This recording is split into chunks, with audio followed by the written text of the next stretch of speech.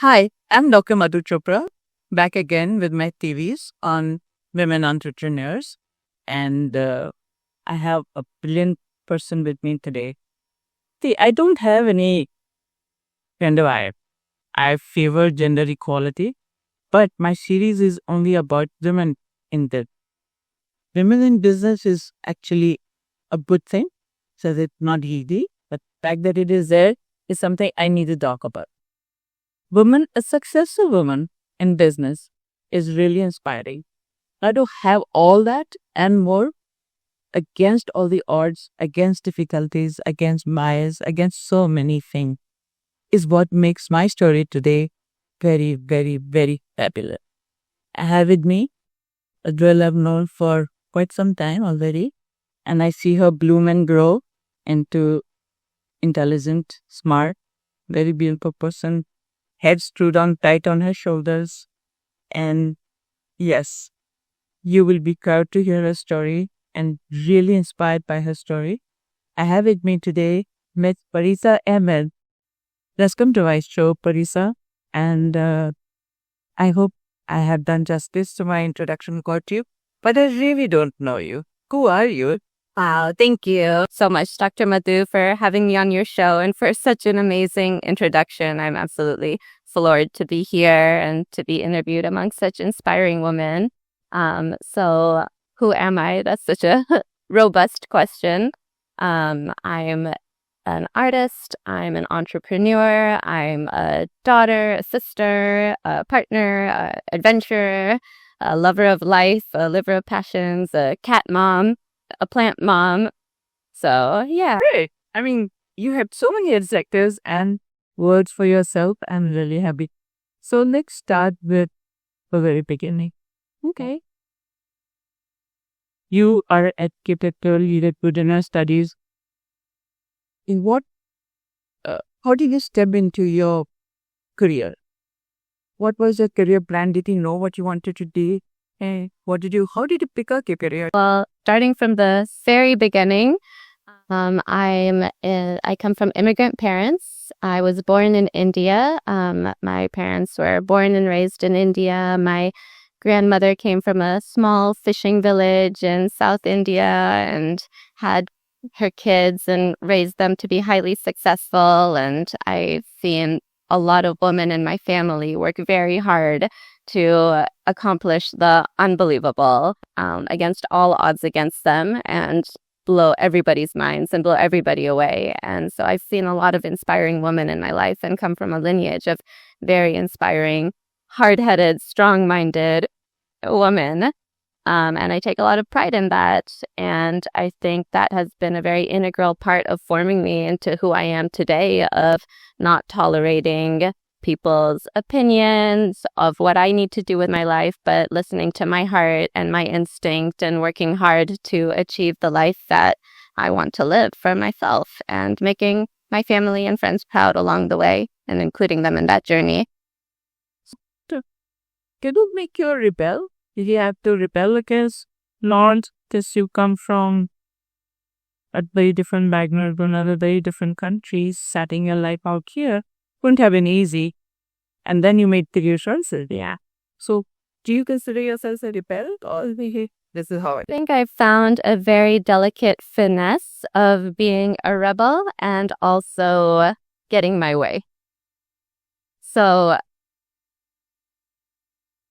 growing up, I was a dancer. I've always loved dancing. I've always loved music. I've always been drawn towards art and creativity. And I come from a family of doctors and highly educated, highly accomplished workers. And I know my heart, and I know that I love to create art. And I also work very hard for what I want and what I want to achieve. So I think anything associated with creating art in general can be seen as rebellious coming from an Indian family, because art is a luxury. It's a luxury to be able to have that time and that capacity to spend towards creating something that's not, you're not directly exchanging a service for a monetary gain. You're not working for somebody. You're creating something without knowing what you're going to receive, but you're just following your heart and following your passion and knowing that what you're putting out in the world is so valuable and so beautiful and contributing towards creating a beautiful world, which is so important, especially in this day and age of where we live and who we are. So yeah, I think I definitely was seen as a rebel. And at the same time, I had a very supportive family that allowed me to be a rebel, even though there was that resistance of what are you doing? But my family still supported me along the way of my rebelliousness and through caution. You said that pursuing art is a content is a luxury. Luxury is expensive. So did you have to take a formal training? Did you work to pay for your training? Did you have to support yourself? Yeah. Out in the world? Or like they said, you had a supportive family. Did they back to up? Yeah, it's definitely been a combination of all of the above.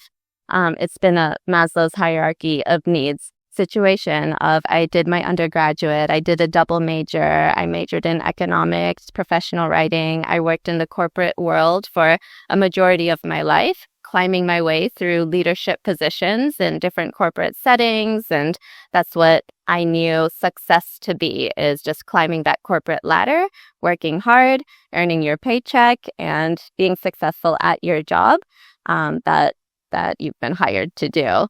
So I've spent a majority of my career doing that. And then I was sitting there one day in my cubicle looking around me, and dance and entrepreneurship and business has always been there, but it's always been kind of the fluff around real life. It hasn't been full on, full-time real life. It's been the fluff.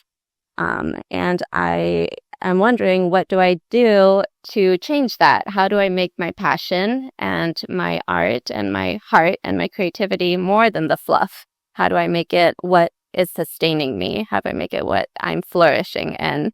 And rather than living in a place of fear of what ifs, like what if I fail? What if it doesn't work? What if I don't have this paycheck anymore? California is not a cheap place to live. It's very expensive. And being an artist and an entrepreneur there is scary. And taking that leap of unknown is a scary leap to take. But I think trusting myself and knowing that I've worked very hard to get to where I am. I've been educated. I've been in the corporate world. And I have the skill to apply that towards myself instead of applying it to somebody else's dream. What if I took those skills and I applied it toward my dreams? What could happen? What would my reality look like? There's only one way to find out. Try, jump in. Just jump in. See what happens. So, Parisa, you make it sound so easy as you drop success, but that you said the test word so many times.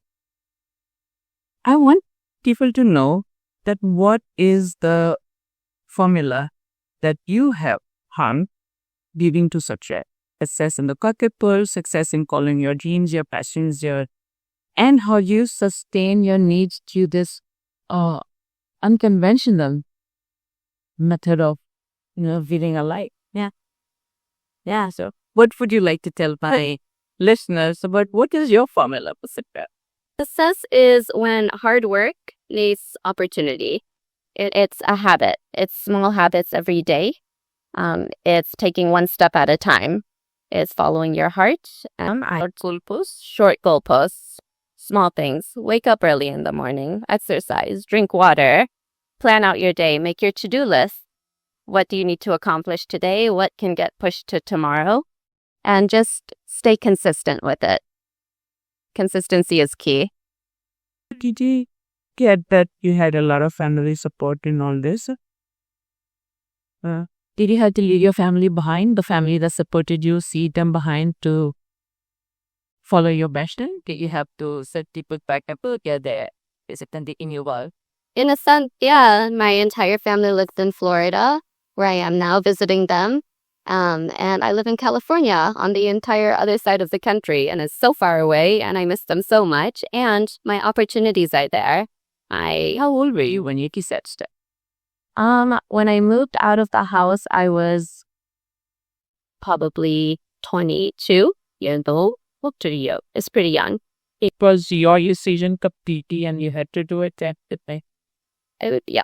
exactly. It was absolutely my daughter's up entirely, and I had to do it. I had to follow my heart. I had to follow my passion, and I had to You'll help you convince your family, your parents that this is what you want. Did they keep that thing right away? All right, baby, go to what the one. Or did you have to really go part and yeah, then that will go there. I have to teach. approaching the conversation with conviction was a really important aspect of being able to comfort them, to know that I'm doing the right thing for myself, that I'm not wishy-washy. I know that this is what I need for my life. This is what my heart is telling me to do, and this is my game plan. So I moved to Florida when my family still lived in Indiana, and I moved in with my brother. And it worked out great for everybody because I was just coming out of college, and living at home with my parents after coming out of college wasn't easy for anybody. Living at home after being relatively independent. College, I was still very close to home, but coming home and living under my parents' house, it was hard on everybody. And so I had the blessing to move in with my brother who lived in Florida, and I had a job lined up over there. So I lived there for a year. And then I received another opportunity, an entrepreneurial opportunity, where I opened a startup business with a previous coworker in Charleston, South Carolina. And so we started a company from the ground up. We found the office space, we hired the people, we painted the walls. I moved to South Carolina on my own. And I think that was my first time fully moving somewhere totally independent of family and starting a business from scratch. And Was there a turning point in your life because you started as a harvard in the corporate business? 9 to 5 paycheck, definitely paycheck. What changed? What made you to go into business? I mean, setting up your own business, being your own boss. What changed? What happened? Was there a point in your life that you would remember or recall? Then you decided, not it's enough for me. Yeah, I think a lot of my life I was playing it safe because I needed to. I needed to play it safe to make sure that I was able to gain the financial success and stability and foundation that I needed in order to grow and blossom. But I think it got to a point where I didn't need to play it safe anymore. I knew I was established enough to do what I needed to do to live a full and robust life. So I used to be married, and I wasn't happy in that marriage, and it wasn't good for me. I separated and I got a divorce. And I think that's something that's really important to talk about too, because it can be shunned in cultures as well. But that was a very pivotal moment in my life where I decided to stop playing it safe, to stop listening to cultural norms and basing my life around that, but to actually listen to my heart and what I needed to do, and to trust myself to think a little bigger, to live life a little bit bigger, and to take the steps that I need to take for my life.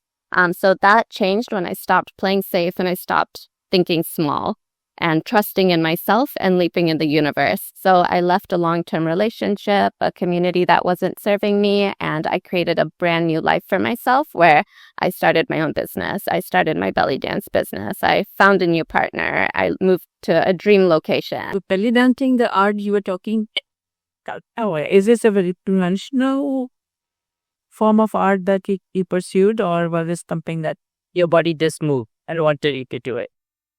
I was always drawn towards it. I think a combination of my models and inspirations that I grew up admiring, musicians and dancers that I grew up admiring and wanting to move how I saw them move. That started the journey, but it was definitely aconventional, especially coming from an Indian background and a Muslim background where showing your body is sinful. And I'm belly dancing now. What? That's insane. People are looking at me move. However, all of that construct aside, it's an art form and is so much heritage and lineage and growth and discipline behind any form of dance art form. Outside of the hierarchy of societal constructs that's very prevalent in India, like kind of being the lowest, at least that play was growing up. Yeah, things had changed. The segment think about is I'm a the artist in the pep. I never felt ever something wrong or my thing missing my parents might be either. I think art in any form is something to be celebrated. Absolutely. Be approved and loved. Absolutely. Because it's but everybody can do it. Absolutely. Like that. I follow you on your page, on your Instagram. That was you. You're an amazing dancer. I've seen you dance with fire. Seen you dance in a group. Seen you dance solo. Um, did you have somebody in your mind who you were trying to become? But we have a very big teacher, kind of very big teacher who had to get very good. Well, my mom has been very supportive throughout the entirety of my dance journey. She would drive me to belly dance classes and take classes with me in the basement of my first teacher's house. And so that was a really sweet experience. She would drop me off at gigs and wait outside the car in the parking lot so that I wouldn't feel uncomfortable with my mom sitting there watching me perform, and then take me home after I'm done. So my mom, she was also a dancer. So I think she understands the feeling and the need to create that art, and to dance and to move. And so she was the first support that allowed me on that journey. My other teacher is Zoe Jakes. She's a music producer and a part of a band called Breathtaking that I followed for a long time. And now I study directly with her. I dance with her. I perform with her. And she's been a very inspirational part of my dance journey. She does a style of fusion belly dance that combines Indian movements, Balinese, American, traditional belly dance, and does it to more like modern electronic hip hop music or down-tempo bass music that she produced. Something started out as a hobby, became a passion, then it became a profession. Yeah, that's wonderful. And then what changed? Why did you become a businesswoman? Well, being a dancer, you have to be a businesswoman. Creating art and marketing your art are just as important. You can create all the art in the world, but you're not going to be able to be successful with that art if you don't know how to market it. You don't know how to share it with the world, put it out there in a way that people can access all of the amazing work that you're creating. I got my Bachelor of Business at Purdue University, and I learned a lot there. And working in the corporate world, I learned a lot about business through that. And being able to apply that towards sharing my art allowed me to become one of the most sought-after belly dancers in the Bay Area. And now I'm able to do corporate events, weddings, I do promotional material, I work with 3 different dance troupes, and I wouldn't be able to do that if I didn't know how to market myself. Did you have an investor coming in? Did you have partners in your business? That's normally what one see a business person has to go through these steps. Yeah. What were your? Well, for my belly dance business, it was just taking classes, working with different troupes, creating promotional material, and putting it out there. I didn't really have any further investors besides the emotional and moral support from my bench and my family. On that you are a long time. Yeah, so I'm a property manager for a short-term rental company that me and my partner started. It's called Gem Quality Stays, and we've been doing that for about 2 years. And within 2 years, we have almost 10 properties in our portfolio, which we manage, own, operate, and different houses in the Bay Area. And I definitely had an investor in the beginning. My mom and dad, again, put in a little bit of money to help me get that first place. And with that first place, then we got the second, then we got the third, and then we made more connections and developed our portfolio even further. So, yeah. You still need to lean on somebody, or are you drawing a math and farming or planning on your? I think it's a combination of the two. It's a combination of the two. My partner is definitely a huge support in business and in life, and we run this company together and lean on each other a lot. I couldn't do all of it by myself.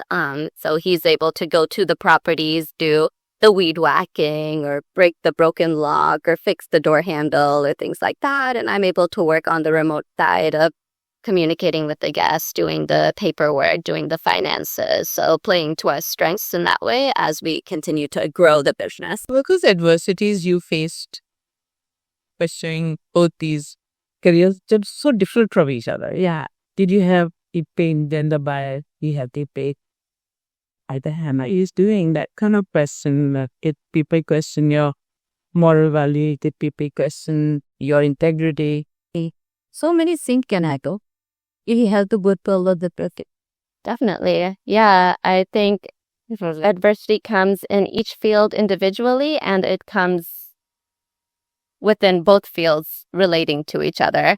I keep both businesses very separate. as well, because if a landlord or a property owner sees that I'm a fire-eating belly dancer, then they may not see how that applies. They may not take me seriously, and it takes away from my credibility for whatever reason from the societal structures that are created that, somebody can't pursue art or beauty or creativity and business parallel to each other. So I do keep them separate. And then individually as well with belly dance, ageism is a real thing, especially in the Bay Area. In dance as a whole, people, especially society, is run by the patriarchy. It's run by men, and men select the dancers that they want to see in their businesses. So I think it's so important for women to come together and lift each other up in their art and their passion, and remind each other that the art you're creating is important and it is still valid, and you do still need to create it, and creating more opportunities to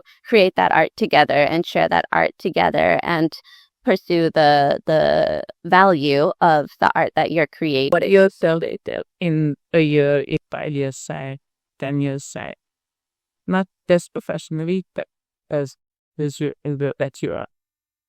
Well, in 1 year, MIT, my business to had doubles in both belly dance and in Airbnb property management, to have financial freedom and freedom of time by working hard to grow that business.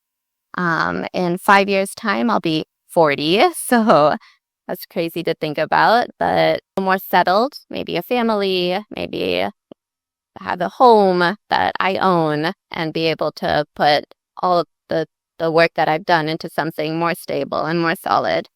And by 45, retired, semi-retired.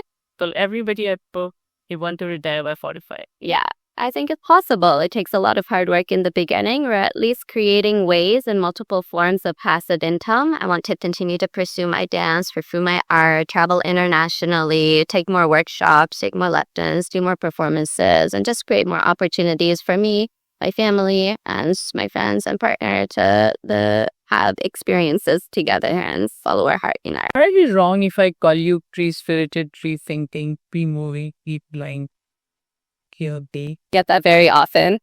Gypsy spirit. So beautiful. Thank you. It's so good that you're grounded. You're completely grounded, yet your dreams are lofty, your wings are wise, and you're still flying. Parisa, it is so inspiring talking to you, your story in your own words as that eye openers. And I'm so happy that you agreed to talk with me. I thought last before we eat, could you tell my little how not to be afraid of taking that step, which is like crossing on quicksand of people pulling you back, but you still need to take that step. Parisa, how's it you do that? Despite beautiful demeanor before conviction, you had courage of conviction. That's what it is. But suppose you place yourself in India, not in US where they're more liberal in the thinking. Only tell my audience in India, how did they go? Yeah. Or to take that difficult step. Follow your heart and come from a place of love and passion instead of coming from a place of fear. Trust in yourself. Work hard for your heart and your belief and your thought, and know that whatever you do, you can accomplish. And if you don't get it the first time, then try again. And each opportunity is a moment to learn and something to grow from. And the next time you're getting even closer. So just keep going. Just keep going. The risk of not trying is more dangerous than the risk of staying safe. You're going to lose more if you don't try. Well, just a wonderful topic. Keep the resource. Thank you, Patari. Take it.